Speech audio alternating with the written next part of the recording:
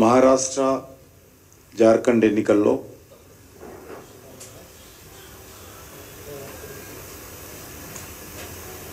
మహారాష్ట్రలో భారతీయ జనతా పార్టీ నేతృత్వంలోని ఎన్డీఏ పూర్తి స్థాయిలో విజయం సాధించడం పట్ల హర్షం వ్యక్తం చేస్తా ఉన్నాను.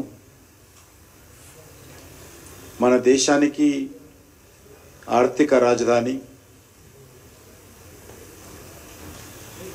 వ్యవసాయంలో కానీ ఇతరత్రలో కీలక పాత్ర పోషించేటువంటి మహారాష్ట్ర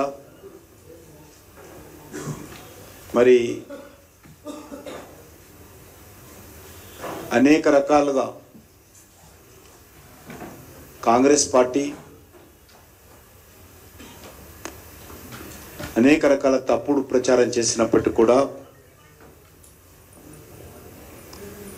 నరేంద్ర మోడీ గారి నేతృత్వంలో మహారాష్ట్రలో డబుల్ ఇంజన్ సర్కార్పై మరొకసారి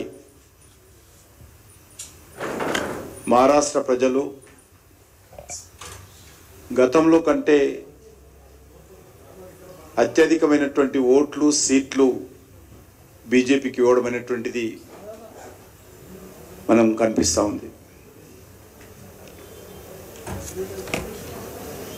భారతీయ జనతా పార్టీ వ్యతిరేకంగా గత పార్లమెంట్ ఎన్నికల్లో మహారాష్ట్రలో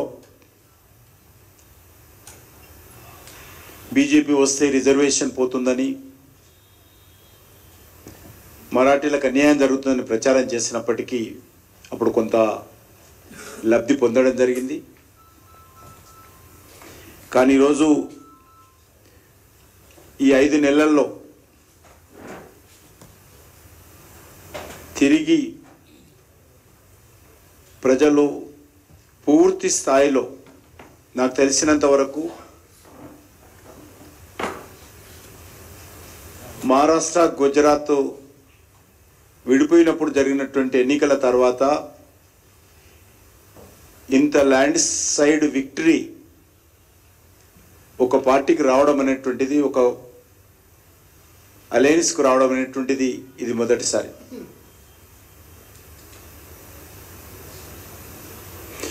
కాంగ్రెస్ పార్టీ కులం పేరుతో, మతం పేరుతో, భాష పేరుతో అనేక రకాలుగా గురువిందస్ గిందస్ సామెతగా ఈ దేశంలో అన్ని రకాల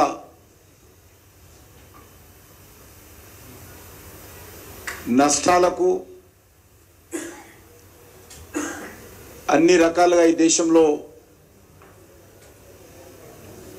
ప్రజలకు ఇబ్బంది పెట్టినటువంటి పార్టీ కాంగ్రెస్ పార్టీ. అటువంటి పార్టీ భారతీయ జనతా పార్టీ దేశానికి మొత్తం నష్టానికి కారణమైనటువంటి తప్పుడు ప్రచారం రాహుల్ గాంధీ ఎత్తుకోవడం జరిగింది. ఈ మధ్య రాహుల్ గాంధీకి మతిమరుపు బాగా పెరిగిపోయింది. ఈ దేశానికి వాళ్ళ పార్టీ అత్యధిక సమయం నేతృత్వం వహించిందనేది, వాళ్ళ నాన్నగారు, వాళ్ళ నాన్నమ్మ గారు, వాళ్ళ తాతగారు ఈ దేశానికి ప్రధానమంత్రిగా పనిచేశారని, ఈ దేశంలో 98% రాష్ట్రాలలో కాంగ్రెస్ పార్టీ అత్యధిక శాతం అధికారం వెలగబెట్టిందనే విషయం ఆయన మర్చిపోయి భారతీయ జనతా పార్టీని ఈ దేశంలో ఉన్నటువంటి సకల కారణాలకు కారణమైనటువంటి తప్పుడు ప్రచారం చేసేటువంటి ప్రయత్నం, ఒక వితండవాదం చేసేటువంటి ప్రయత్నం ఈరోజు రాహుల్ గాంధీ చేస్తూ ఉన్నారు.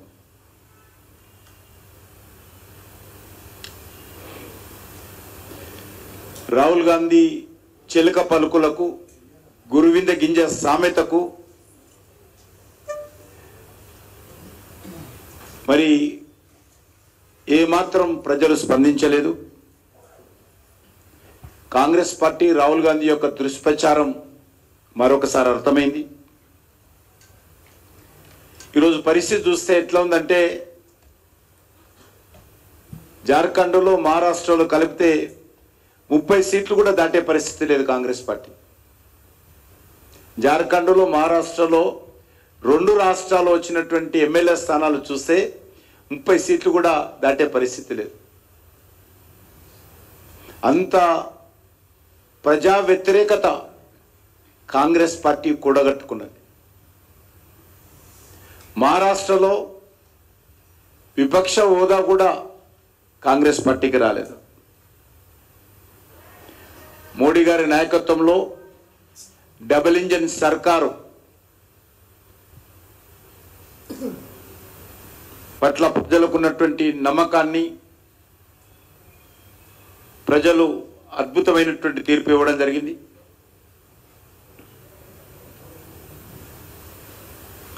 ప్రజల మధ్య విభేదాలు సృష్టించే ప్రయత్నము, భాష పేరుతో, ప్రాంతం పేరుతో, కులం పేరుతో, మతం పేరుతో ఏదో ప్రయత్నం చేసిందో దానికి మహారాష్ట్ర ప్రజలు తగిన బుద్ధి చెప్పారు.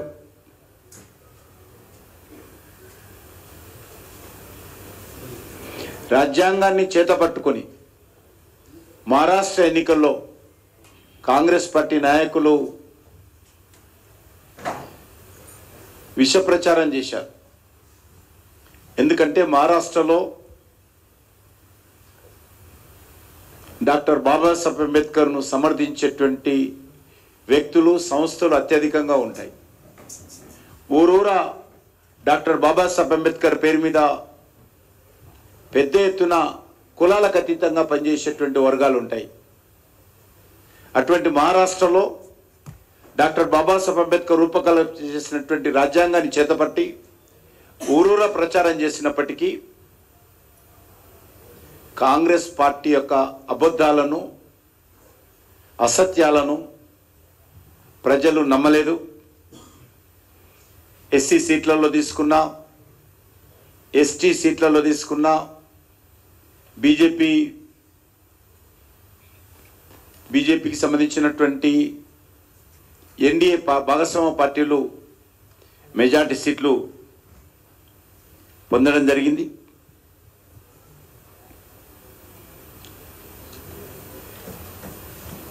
ఈరోజు మనం చూస్తూ ఉన్నాం, బీజేపీ నాయకత్వంలో ఎక్కడైతే ప్రభుత్వాలు ఉన్నాయో, ఈరోజు మహారాష్ట్రలో భారతీయ జనతా పార్టీ నేతృత్వంలో 3వసారి అధికారంలోకి వచ్చాం. మేము